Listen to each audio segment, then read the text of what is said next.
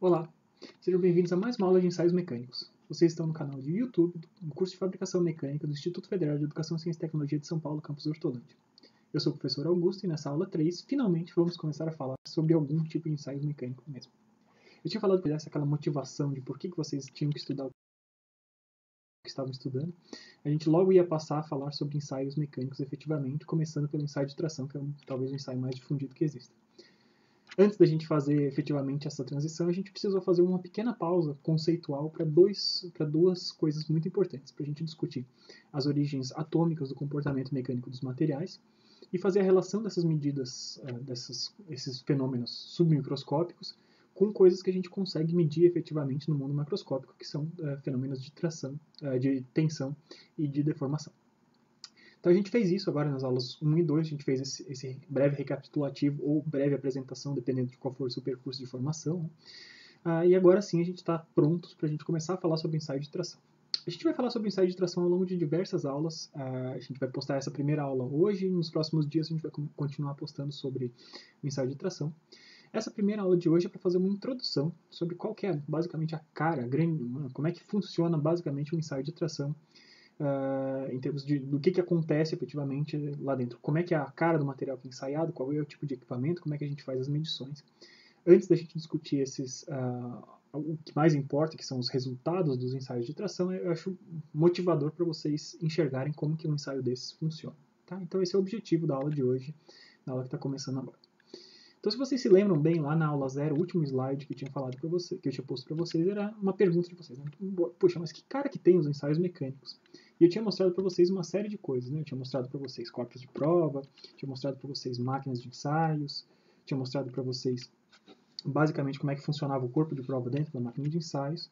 E a gente tinha falado um pouquinho também que os resultados dos ensaios de tração eram curvas tensão-deformação, que agora, desde a aula 2, vocês sabem, tem um conceito talvez um pouquinho mais claro, se não tinha informação prévia sobre isso, agora vocês têm um conceito um pouquinho mais claro do que seriam essas medidas de tensão e deformação.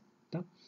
Então, a gente não vai abordar tudo isso nessa aula de hoje, tá? A gente vai falar um pouco sobre esses aspectos mais práticos, né, de corpos de prova, máquinas, montagem da máquina de ensaios, e a gente vai deixar para discutir esse camarada aqui do lado, essa curva de tensão e deformação, ao longo de diversas aulas diferentes, porque a gente tem muitos aspectos diferentes que a gente tem que conseguir identificar dentro de uma curva como essa. A gente tem que conseguir ler isso muito em detalhes para a gente ter os resultados totais de para aproveitar totalmente as potencialidades do ensaio de tração. Tá?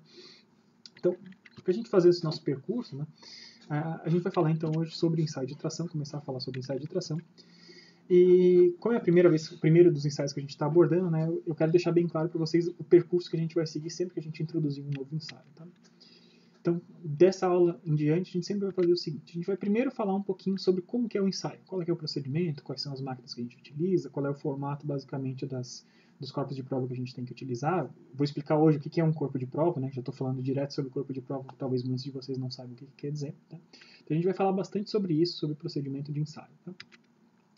Em seguida, a gente vai descrever, né, depois de ter entendido como é que funciona o ensaio, mecanicamente falando, né, o que eu monto aonde, como é que esse negócio funciona, a gente vai discutir em detalhes como é que o material se comporta durante o ensaio, diferentes tipos de material, diferentes condições de ensaio, diferentes normas possíveis que a gente pode utilizar para esse ensaio. A gente vai discutir então um pouquinho como é que o material se comporta ao longo do ensaio.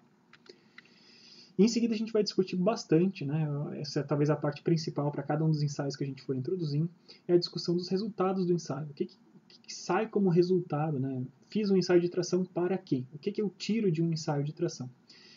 Então a gente vai falar bastante sobre resultados de ensaio. E finalmente, né, dos resultados do ensaio, como é que eu, a partir desse resultado bruto, né, de uma curva tensão-deformação, como é que eu extraio dessas curvas tensão-deformação valores que são são informações que são úteis para outros contextos. Tá? Então, basicamente, como eu tinha falado lá na aula 0 e a gente mencionou brevemente nas outras aulas que a gente fez desde então, tá? O nosso objetivo enquanto executores de ensaios é a gente identificar coisas que a gente caracteriza como propriedades de material. Então, são valores técnicos mensuráveis e repetíveis, medições que eu consigo repetir em outros lugares. Né? Fiz uma medição hoje, se eu medir esse mesmo material nas mesmas condições em um outro dia, ou um outro lugar, outro país, a gente tem resultados que são compatíveis, são consistentes, tá? Então, são medições consistentes. E essas medições que eu faço, esses valores que eu retiro desses ensaios, são características do material. Elas descrevem, são medidas que descrevem como que o material se comporta ao longo de um carregamento, por exemplo. Como que acontece essa transição da fase elástica para a parte plástica, por exemplo, lembrando coisas que a gente falou 2 aulas atrás, na aula 1. Quanto que é o encruamento, né? Quantos por cento de força eu preciso a mais para continuar deformando o material depois de eu já ter deformado ele uma certa quantidade. Outra coisa que a gente consegue tirar, tá? Quanto que é a deformação que eu posso esperar para a ruptura de um material dúctil comparado com o comprimento, né, a espessura do material que eu posso esperar para um material frágil. Tá? Então são diversas coisas que estão relacionadas com o comportamento mecânico desses materiais, que são medidas através de medidas como tensão e deformação e outras que a gente vai introduzir mais para frente, tá? Mas basicamente tensão e deformação. Então, como é que a gente faz para tirar essas informações, tirar, a partir dessas medidas brutas de tensão e deformação, tirar e caracterizar o que são as propriedades de material, que é o que a gente está de fato buscando ao fazer ensaios mecânicos. Tá? Então, a gente vai fazer esse percurso, e como o ensaio de tração é o primeiro dos ensaios que a gente está estudando, a gente vai talvez ir um pouquinho mais lento com as informações desse primeiro ensaio. A partir do momento que a gente tiver percorrido todo esse caminho para os ensaios de tração, talvez para os próximos ensaios a gente consiga fazer esse procedimento um pouco mais rápido, porque vocês já vão estar um pouco dentro do tema já mais diretamente, né? Como interpretar uma curva tensão-deformação, quais são as técnicas que eu posso utilizar para tirar informações dela e tal. Um exemplo apenas, né? Então, esse primeiro ensaio que a gente estuda, o ensaio de tração, ele vai ser tratado com um pouco mais de calma, um pouco mais de lentidão, vamos dizer assim. Tá? Os próximos ensaios a gente como já vai estar dentro desse contexto, a gente consegue ir um pouco mais rápido, tá? Pois bem, então ensaio de tração a gente está falando, então, como eu tinha prometido para vocês, a gente vai falar um pouco na aula de hoje, né? Vai ser uma aula mais curta, tá? Falando um pouquinho sobre o procedimento de ensaio.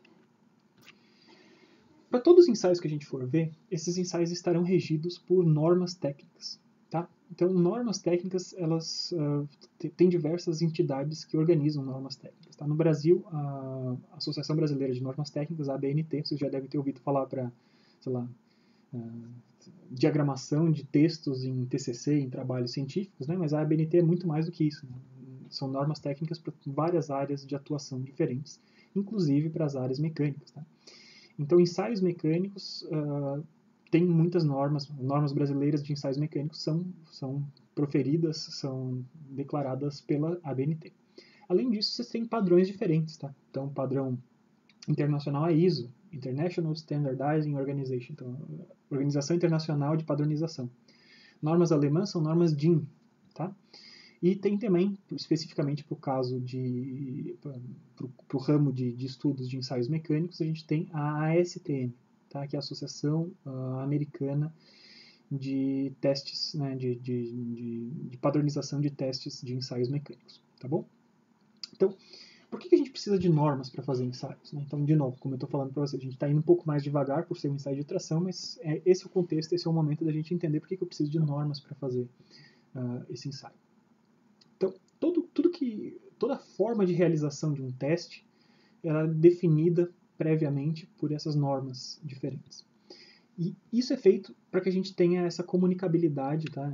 e a confiabilidade dos resultados. Então, se eu faço um ensaio de tração no campus de Hortolândia, em um certo material, e eu sigo adequadamente as normas correspondentes àquele material, pego uma norma STM, algum número lá, faço o teste com aquelas normas, os resultados que eu obtenho a partir desse ensaio feito de acordo com uma norma é perfeitamente compatível com o ensaio do mesmo material que tenha sido feito em qualquer outro lugar do mundo, em qualquer outro tempo. Tá? Então isso permite que a gente transmita resultados entre lugares diferentes, tempos diferentes. Isso é uma forma, como diz o próprio nome, de padronizar um ensaio. Esse ensaio ser padrão, ele seguir um procedimento bem definido e tem um motivo para esses caras serem bem definidos. Tá? Então, o que são as coisas que são padronizadas nessas normas? Tá? São diversos aspectos, praticamente todos os aspectos do ensaio estão bem definidos. A primeira grande coisa que é definida num ensaio como esse é a especificação do que a gente chama de corpo de prova. Tá? Então, o ensaio de tração é um ensaio... Dentro de ensaios mecânicos, a gente tem classes diferentes de ensaios. Tá? Então, a gente tem basicamente uma divisão bastante clássica, é a divisão entre ensaios destrutivos e não destrutivos. Então, como o próprio nome indica, né, os ensaios destrutivos são baseados na destruição de uma porção de material. Eu pego uma porção de material de sacrifício, né, então tem uma barra de aço gigantesca, eu pego um pedacinho daquela barra de aço e ensaio aquele pedacinho da barra de aço para caracterizar o restante da barra que efetivamente vai ser utilizado numa peça, num componente. Tá? Então a peça que está sendo ensaiada, a parte que está sendo ensaiada, na verdade, é um material de sacrifício, por isso ele está sendo destruído. Tá bom? Então, esses ensaios que são conhecidos como ensaios destrutivos formam um conjunto de ensaios. Aí dentro desse conjunto incluem-se diversos tipos diferentes. Ensaios de tração, de compressão, de flexão, de dobramento, de dureza, de fluência, de fadiga. Todos esses tipos de ensaio que são muito importantes são ensaios caracterizados como ensaios destrutivos. Se por outro lado eu não consigo pegar uma porção do material e eu quero investigar um pedaço de uma peça mesmo, a peça está em utilização e eu preciso saber se aquela peça, qual é a solicitação que está agindo sobre aquela peça, ou qual é o nível de sanidade daquela peça, né? Se essa peça está sã, se pode continuar em operação durante muito tempo sem romper, a gente muito possivelmente precisa fazer isso sem destruir essa peça, porque ela já está dentro de um componente, dentro de um equipamento, e ela precisa ser testada lá dentro, lá onde ela está. Para fazer isso, então, a gente tem técnicas de ensaios não destrutivos. São ensaios, por exemplo, de raio-x, de ultrassom, tem diversas técnicas diferentes que você pode usar, partículas magnéticas, tem um monte de coisa diferente que você pode utilizar. E isso ajuda a gente a caracterizar o estado,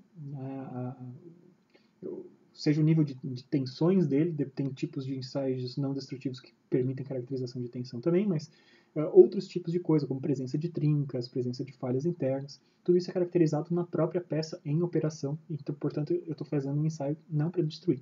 Esses ensaios não destrutivos muitas vezes estão associados a tarefas de manutenção, por exemplo. Então, você faz um ensaio de ultrassom para conferir se eu preciso trocar um componente ou não, por exemplo. Tá? Nesse curso que a gente está fazendo aqui agora, a gente está focando nos ensaios destrutivos, tá bom? Então a gente vai falar, o primeiro desses ensaios destrutivos que a gente está falando hoje é o ensaio de tração. Então, o corpo que eu pego para ser um material de sacrifício, né? Voltando agora a falar sobre corpos de prova, o corpo que eu pego para ser um material de sacrifício que ele vai ser destruído ao longo do ensaio, seja de tração ou seja desses outros ensaios que eu tinha falado anteriormente, é muito importante que ele tenha um formato bem definido. Eu não posso pegar um pedaço qualquer de material porque as minhas medições não serão confiáveis. Minhas medições de tensão e de deformação não serão confiáveis se eu pegar um formato aleatório de material.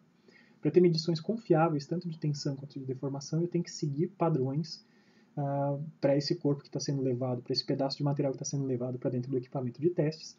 E esses padrões que estão seguindo são os formatos e as especificações do que a gente chama de corpo de prova.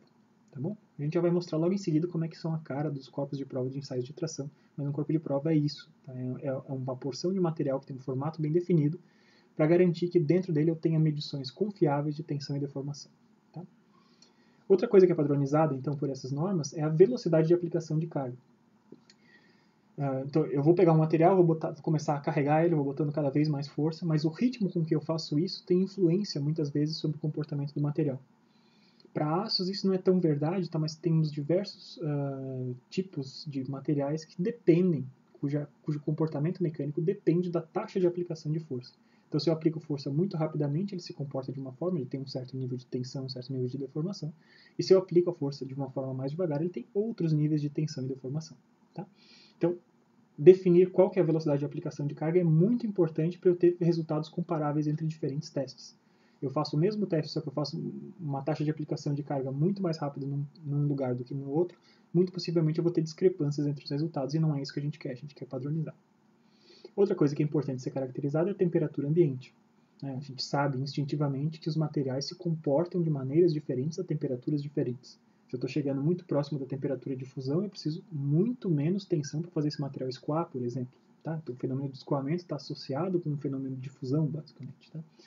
E assim como para o lado do calor, para o lado do frio também, né? Se eu tenho materiais como borrachas, por exemplo, se eu estou trabalhando com temperaturas muito baixas com materiais de borracha, elas vão se comportar de uma forma muito diferente do que uma temperatura ambiente, por exemplo. Então é super importante isso estar padronizado também. Geralmente nesses testes de materiais mecânicos, né, eles vão dar faixas de temperatura toleráveis para que esses resultados sejam confiáveis. Tá? Além disso, é importante vocês definirem, as normas definirem, né, onde que eu vou realizar as minhas medições de deformação. Falei para vocês que o que a gente consegue observar no ensaio são medidas de tensão e deformação. Mas como que eu meço essa deformação? Onde que eu posso medir esse cara? Isso tudo tem que estar bem definido nos ensaios, tá? E está relacionado com o formato do corpo de prova e os tipos de dispositivos que você vai utilizar para fazer a medição de deformação. Então, tudo isso é normalizado. Tem outras várias coisas que são normatizadas nessas normas padrão. Tá? Sempre que você for fazer um ensaio, você vai ter que buscar uma norma e seguir todos os procedimentos dessa norma para que os seus resultados sejam confiáveis. Né? As normas são basicamente são combinados que no mundo inteiro são aceitos para que as medições que você faça das propriedades de material sejam confiáveis. Tá? Então, falando de corpos de prova. Né? Então, corpo de prova dos ensaios de tração, falando por que os corpos de prova têm que ser padronizados. Primeiro, para a gente ter aquelas medições confiáveis, né? E o que são medições, e o que tem a ver as medições confiáveis com o formato do corpo de prova? Geralmente os corpos de prova, eles têm um formato definido para garantir que numa determinada parte do corpo, que a gente vai chamar de corpo útil, seção útil, comprimento útil, naquela seção útil, a gente tem um perfil de tensões. Então, se eu pegar um pedaço qualquer daquela seção útil, a gente tem quase certeza que o nível de tensões está praticamente uniforme dentro daquela parte do material. Isso é verdade no ensaio de tração, não para todos os tipos de ensaio. Tá? No ensaio de tração e compressão, isso é muito verdade. Os corpos de prova são feitos de forma padronizada para garantir que a minha tensão seja praticamente uniforme nessa seção útil. E isso é muito importante, tá? Porque é só ter uma seção, só eu garantindo através do formato, né, o formato do corpo de prova garante que as tensões são praticamente uniformes dentro daquela seção útil, só tendo essa medição, só tendo essa certeza que parte da geometria do corpo de prova, que eu consigo dizer que o valor de tensão naquele ponto é um valor tal, um valor bem definido. Tá? Com esse valor bem definido, a gente consegue ter confiança nos valores que a gente retira das curvas, por exemplo, para caracterizar a transição da elasticidade para a plasticidade, por exemplo. Tá? Então, garantir a tensão praticamente uniforme na seção útil é uma coisa muito importante. Outra coisa que é muito importante é os corpos de prova terem um formato padrão para que a parte que fica travada dentro da máquina, né, ele vai ter um corpo de prova que é o comprimento útil, que ele vai estar livre, ele não vai estar sujeito a nenhuma aplicação de carga, basicamente. Tá? E esse comprimento útil, no corpo de tração, por exemplo, é ali que eu vou fazer minhas medições de deformação. Mas para aplicar forças sobre esse cara, eu preciso ter uma parte que vá responder bem a essas forças. Né? Então, as extremidades dos corpos de prova de tração são desenhadas de forma a eles terem uma boa fixação dentro das partes móveis da máquina que vão efetivamente fazer a força para aplicação de carga ser bastante importante, para ser bastante boa. Tá? Então, esse formato das regiões de aplicação de cargas é crucial para que você tenha um teste confiável também. Você não pode ter escorregamento do material de forma nenhuma, senão você vai medir tensões e deformações de forma errada. Você vai ter medições não confiáveis de deformação. Tá? Então, você está garantindo isso. Você vai garantir diversas coisas diferentes, na verdade, quando você está fazendo um corpo de prova padronizado. Tá? Então, tem diversas outras coisas que você vai garantir nos corpos de prova, mas eu acho mais legal a gente começar a ver nos corpos de prova. Tá? Então, mostro aqui para vocês, tá? Corpos de prova de norma, acho que essa norma é da STM, tá? De materiais metálicos, por exemplo, então interpretando aqui o desenho técnico, né, de vocês, são corpos de prova cilíndricos, tá? Então, quando você tem uma porção de material que é possível tirar um espécime cilíndrico como esse, você vai querer fazer esse espécime cilíndrico, essa parte cinza aqui. Ou quando você tem, por exemplo, uma chapa de material, você vai ter uma chapinha como essa. Você está vendo ali a vista lateral desse cara, é uma chapinha. Tá? Então, se o material que você está testando vem em forma de chapa e você não conseguiria tirar um cilindro com um determinado diâmetro lá de dentro, você pode recortar um formato dessa própria chapa e ensaiar a chapa lá dentro. Observe que o que a gente chama de comprimento útil, né, é esse comprimento no meio, ali, com um diâmetro menor, e as partes que ficam presas dentro da máquina para aplicação de carga são as partes maiores, ali, aquelas abas maiores nas extremidades. Tá? Vocês percebem que a transição entre uma e outra geralmente tem um raio associado, tá? E esse raio associado está ali por um motivo bastante importante. Né? Se você fizesse essa transição com uma quina, sempre que você tem quinas, você tem concentrações de tensão e você tenderia a fazer o seu corpo de prova falhar sempre nessa transição da zona que fica travada para dentro da máquina para aplicação de carga e da zona útil, quando na verdade você quer garantir que a zona útil em si seja a parte mais solicitada do material, por isso que ela tem um diâmetro reduzido, né? Quanto menor o diâmetro, menor a área, quanto menor a área, maior a tensão. Então a gente está induzindo esse material a quebrar na zona útil.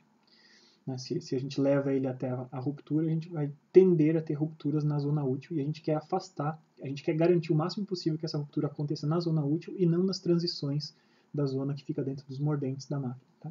Então, por isso esses arredondamentos. Tá? Então, isso aqui é um exemplo de materiais. Tá? E aqui outra visão de uma norma STM, tá? Dessa norma aí, acho que é para ensaio de alumínio, se eu não me engano, essa. Tá? E você tem aí bem denotados os comprimentos. Tá? Então, temos ali espessura desse camarada, alguns milímetros, comprimento total, 200 milímetros, raios de arredondamento e tal.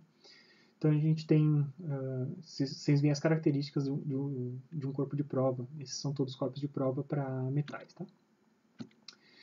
Quando você está ensaiando um material que tenha dimensões menores, tá? Então você consegue tirar um cilindro, mas o cilindro vai sair com um diâmetro bem pequenininho.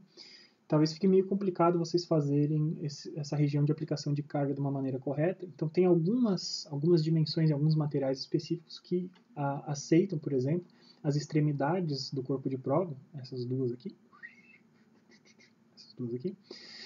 rosqueadas. Então, para aplicação de carga, como é que você faz isso? Então, você vai rosquear dentro de uma porca que fica fixa na máquina de ensaios e na outra porca que fica móvel. E a rosca que vai ser essas duas partes rosqueadas que vão ser tracionadas na aplicação do ensaio de tração. Tá? Você observa, então, nesse camaradinho ali que ele tem um diâmetro interno de 4 milímetros apenas. Né? Então, claramente, né, a presença da rosca nesse caso aqui era por conta da dimensão pequena desse material, para a gente garantir que a gente tenha bastante área de aplicação de carga. Tá? Por fim, eu mostro para vocês aqui um corpinho de prova, aqui embaixo da minha cara, aqui, um corpinho de prova que é utilizado para testes de borracha. Então, se você está testando borracha, esse é o tipo de corpo de prova que é recomendado. Tá? Então, vocês estão vendo que, ao contrário dos corpos de prova de materiais metálicos, né, a diferença da largura, vamos dizer assim, da parte que fica para aplicação de carga para a parte útil é bastante diferente, é muito menor a parte útil no corpo de borracha do que nos outros. Tá? Então, motivos por quais isso acontece, a gente poderia passar muito tempo discutindo, tá? Não é o nosso objetivo aqui, eu só gostaria de mostrar para vocês mesmo as características. Tá? Então, por que o corpo de prova é menor na seção útil? Para a gente ter menos área, com menos área a gente tem maiores tensões, a gente induz os fenômenos de escoamento, encruamento e fratura a acontecerem na zona útil, que é a zona que a gente tem acesso para fazer medições. Tá? Mas dependendo do tipo de material, a gente tem diferentes formatos. A gente pode ter corpos de prova cilíndricos, corpos de prova em forma de chapa, e dependendo do tipo de material, as relações de tamanho são bastante diferentes entre eles. Tá? Então esses são os corpos de prova. Onde que eu testo esses corpos de prova? A gente testa esses caras nas máquinas de ensaios. Tá? E as máquinas de ensaio para os ensaios de tração geralmente são máquinas de ensaios universais. Tá? Então, as máquinas de ensaios universais têm basicamente essa cara. Esse é um esquema de uma máquina, logicamente, né, um esquema de uma máquina mais antiga, né, com um mostrador, por exemplo, analógico ali, né, um reloginho assim, de carga. Tá? Mas fica muito claro para a gente enxergar como é que essa máquina funciona. Tá? Então, essa parte aqui de cima que eu estou mostrando com o meu mouse, geralmente é a parte reservada para os ensaios de tração. Então, para um ensaio de tração, você vai fixar a peça aqui em cima e a peça nessa travessa azul mais clara, que é a travessa móvel. Ela fica entre esses dois, na hora que esses fusos giram, essa peça é levada a ser incompridada. Essa travessa, ela consegue descer sempre, né? Então, como ela consegue descer, essa parte de baixo vai ser totalmente indicada nessa mesma máquina, por isso máquina de ensaios universal, tá? Ela é indicada para fazer os ensaios de compressão ou ensaios mesmo de flexão. Tem outros tipos de ensaio, mas ensaio de compressão basicamente, tá? Então, essa travessa desce e comprime o material que está entre essa travessa fixa de baixo e essa travessa móvel aqui, tá bom? Então, no ensaio de tração, como eu falei, né, o corpo de prova é fixo no mordente, na travessa fixa lá de cima e na travessa móvel. E essa travessa móvel é acionada por esses dois fusos. Então, eu já tenho fusos simétricos, né, de um lado e de outro. Tá?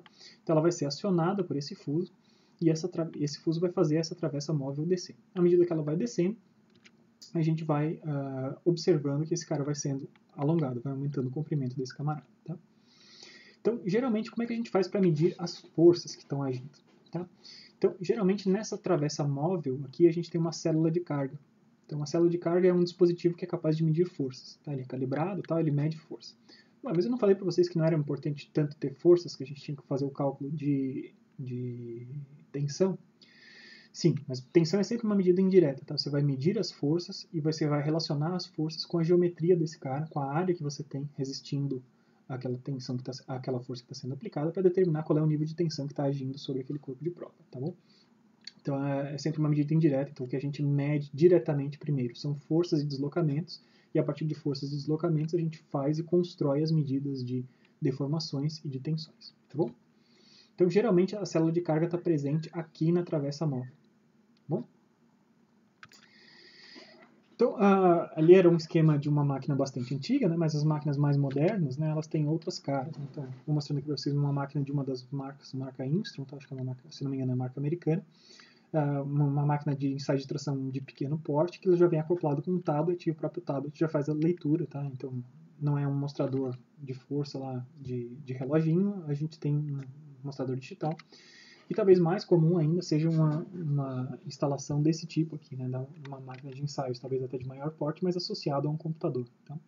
Então o computador ele tem uma placa de recepção de dados, tá? Então os dados que vêm lá da célula de carga e do dispositivo de medição de deformações são processados num computador, e daí a partir do computador você faz a geração efetivamente das curvas de tensão e deformação, que é o que você quer.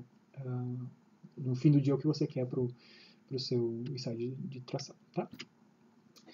Então eu falei de medidas de tensão, a gente vai medir as forças e vai relacionar com dados geométricos para a gente chegar às medidas de tensão. Tá? Para medidas de deformação que a gente vai utilizar, a gente tem algumas alternativas diferentes. Tá? Então, primeiro, aquela travessa móvel que eu falei para vocês que ela é baixada para tracionar o material que está preso aqui em cima, né? Então o material está preso ali e a gente vai descendo a travessa móvel para ele aumentando o seu comprimento. Tá? Então, a gente sabe, tem um encoder na máquina, geralmente, que te diz certinho quanto que essa travessa móvel desceu, né, com uma determinada precisão lá dentro.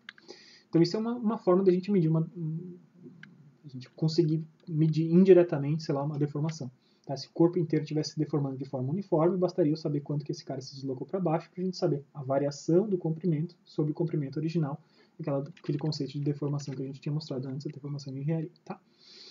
Só que isso é uma medida média para o corpo inteiro, isso considerando que o corpo inteiro esteja se deslocando da forma correta. Pode ser que aconteça, por exemplo, né, um leve deslizamento do corpo dentro das garras. Vai ter uma garra em cima na travessa fixa, outra na garra móvel. E na hora que esse corpo está sendo tracionado, talvez ele escorregue um pouquinho lá dentro e a gente ache que, na verdade, a deformação é maior do que ela efetivamente foi. Afinal de contas, um pedaço dessa deformação foi perdida por conta do deslizamento. Então eu tenho muito interesse em fazer a medição diretamente no corpo, a medição no corpo em si, de quanto que está havendo de deformação. Tá?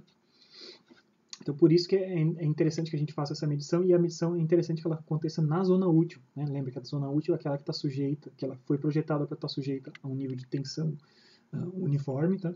Então é interessante a gente realizar a medição nessa região. Então, basicamente, né, eu vou resumir bastante aqui, tá? Basicamente, eu tenho duas opções. Eu posso usar extensômetros para fazer a medição.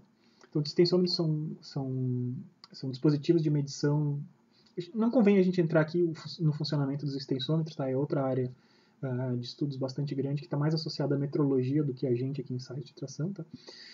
Mas são dispositivos que conseguem converter pequenas variações de comprimento em sinais elétricos que podem ser amplificados. Então, eu consigo, através de um circuito bem definido lá, um circuito elétrico bem definido, pequenas variações de comprimento produzem uma diferença de potencial. Essa diferença de potencial pode ser amplificada e a gente consegue relacionar diretamente, né, geralmente é uma medida linear, entre a variação de potencial e a variação de comprimento. Tá? Então, o que eu vou medir, na verdade, é uma variação de potencial, e eu consigo, através do extensômetro, saber quanto que isso reflete de variação de comprimento. Tá? Então, o extensômetro, basicamente, ele tem essa cara aqui. Beleza? Ele vai ter... sempre embadando para o lado que eu tenho que apontar. Então, ele vai ter uma garra embaixo, outra garra em cima, e a variação de comprimento desse cara, né, à medida que esse corpo de prova ele está incumpridando, né, estou carregando ele, a parte de cima é uma mordente fixa, a parte de baixo está descendo, então é uma mordente móvel, estou incumpridando esse cara. Então a distância desses mordentes vai se alterando, e a partir da alteração da distância desses mordentes, isso gera um sinal que a gente consegue associar a uma medida de deformação, tá bom? E a outra possibilidade que a gente tem são medições por imagem. Né? Então, eu estou mostrando aqui a mesma função que estaria fazendo esse extensômetro, né? Mas sendo feito aqui com feixes de laser. Tá? Não sei se fica muito claro aí para vocês, mas eu posso utilizar feixes de laser. Então, tem diversos motivos para a gente usar feixes de laser. Tá? Geralmente, os extensômetros eles têm uma capacidade de medição relativamente não tão limitada, mas mais limitada do que o de laser. Né? Então, se eu estou ensaiando, por exemplo, materiais como polímeros ou borrachas que vão se deformar muito, a utilização de extensômetros está limitada a uma pequena faixa, porque lá pelas tantas o extensômetro vai cair, né? Ele vai se deformar, sei lá, 200%, o extensômetro não vai mais conseguir medir, ele vai cair da peça que está sendo medida. Nesse sentido, a gente não tem esse problema quando a gente faz medição por imagem, tá? Utilizando feixe de laser ou mesmo câmeras. Tá? Então, medição por câmera também é possível. Sempre que você vai fazer medição por câmera, sempre não, mas geralmente você vai pintar um padrão, né? Ou colar um padrão sobre o corpo de prova, que tenha marcas bem definidas, bastante contraste, você vai filmando esse cara durante a duração do ensaio e você consegue associar, né, através de um padrão que você sabe, você faz uma medição bem precisa nesse padrão que você colou, você compara o quanto que esse cara se deslocou com aquela medição bem precisa que você tinha, você consegue medir indiretamente, então, quanto que foi a deformação desse camarada. Tá? Então a gente tem, voltando a falar, né, o objetivo dessa aula era o quê? É falar como que acontece o procedimento de testes. Então você vai, pega uma norma, vê quais são os procedimentos padrão, se acerta os procedimentos padrão, produz o corpo de prova segundo a norma, monta o corpo de prova na máquina de ensaios que a gente mostrou anteriormente entre o mordente fixo e o mordente móvel, instala essa medição de deformação mais adequada ao seu caso, seja um extensômetro, seja uma medição por imagem, e ao longo do processo inteiro você vai medir a força que sai da célula de carga e com isso e mais os dados de geometria você consegue ter acesso às medidas de tensão desse teste. Tá bom? Então, mas que cara tem o teste, né? Pô, eu falei para vocês, a gente vai falamos muito de procedimento, mas seria legal a gente ter acesso à cara do teste em si. Tá? Então, não sei se vai funcionar aqui, eu vou tentar mostrar para vocês a cara de dois testes diferentes, de um material que é muito dútil e de um outro material que é dútil, mas não tão dútil assim. Tá? Então, eu vou mostrar para vocês aqui, deixa eu ver se ele vai abrir. Então, a gente vai mostrar primeiro um teste de tração de cobre, que é um material altamente dútil. Está carregando aqui, vamos ver se vai dar certo. Se não der certo, basta vocês acessarem, tá? É bastante fácil vocês copiarem e dar um pause no vídeo de vocês e copiar esses endereços e vocês vão ver teste de tração. Se não funcionar nesse vídeo de agora, para os próximos vídeos, eu começo o próximo vídeo mostrando, né? Eu dou um jeito de inserir o próprio vídeo dentro do meu vídeo aqui, tá? Deixa eu ver se ele abrir em algum lugar.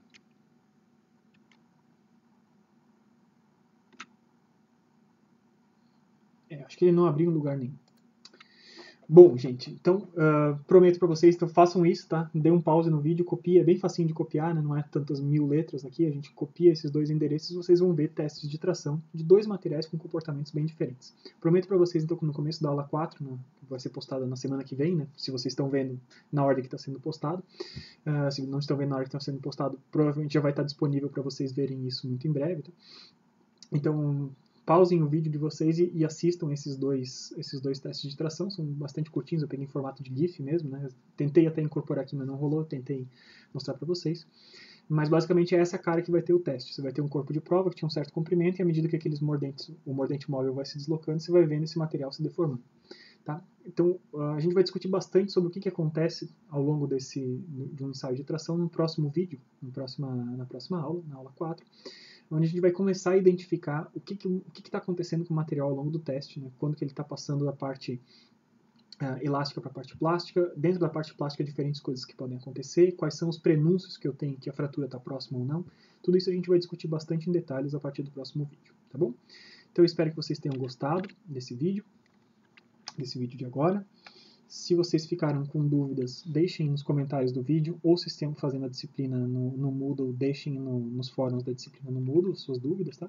E muito em breve, então, a gente volta com mais um vídeo de ensaios mecânicos. Muito obrigado pela atenção, gente. Até logo.